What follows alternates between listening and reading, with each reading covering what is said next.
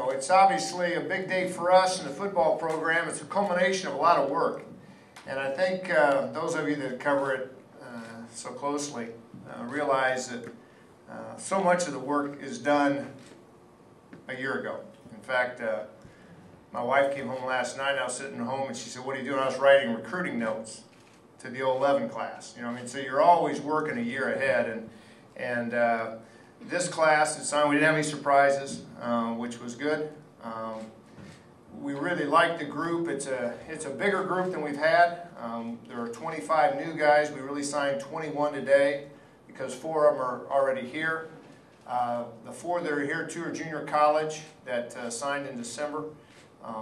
Lynn Kyle's a corner from Southern California, and Jeff Thomas, a linebacker from Northern California, and they're here. And what we've seen of them and what I've heard from Mark Wateska in the weight room, and you know, we'll get fully engaged in the winter program now that we're back off the road. They really have fit in well and certainly meet needs that we have from a defensive standpoint in both linebacker and corner. The other 2 young men that graduated in December and came, same way, Jack Denton, a linebacker from Zionsville. He certainly has fit in.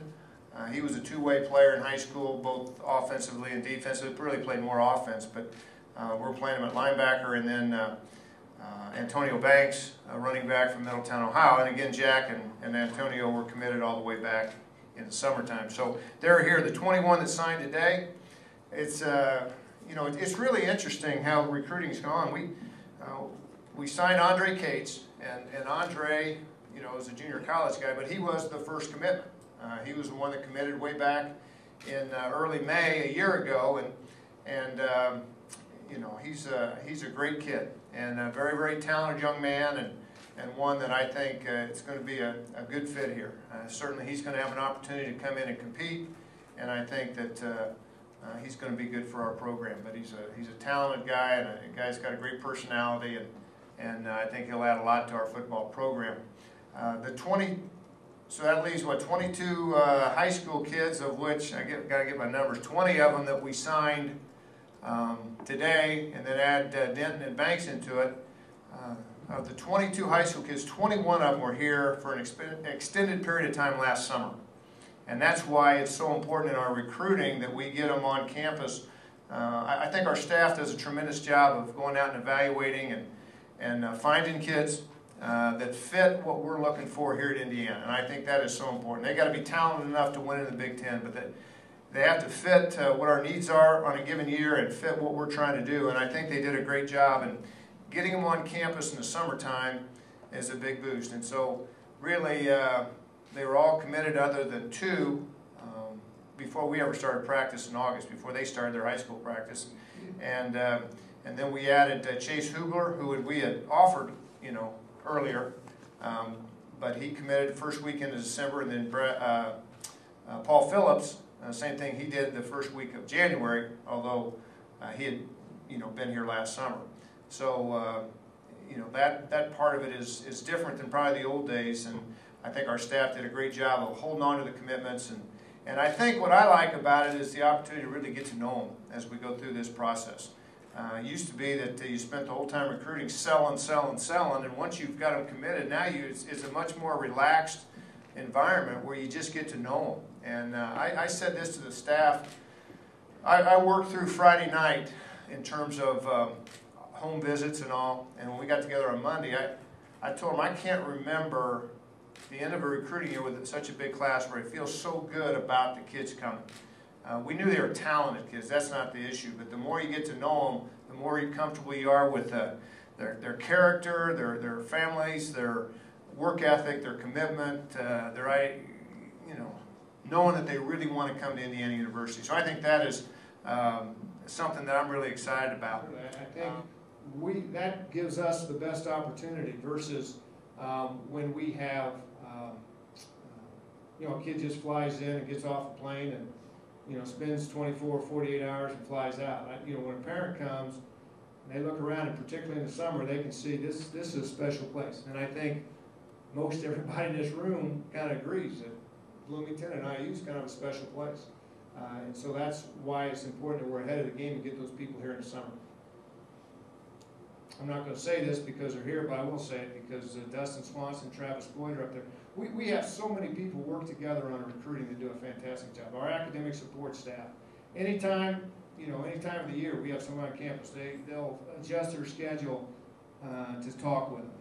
Our compliance staff works so well with us, and we have to work with them. The senior administration, anytime we ask them, and I think that's what makes IU special. That when someone comes on campus, they feel like people are going to treat them right, going to care about them, and going to do everything they can to make it a positive experience.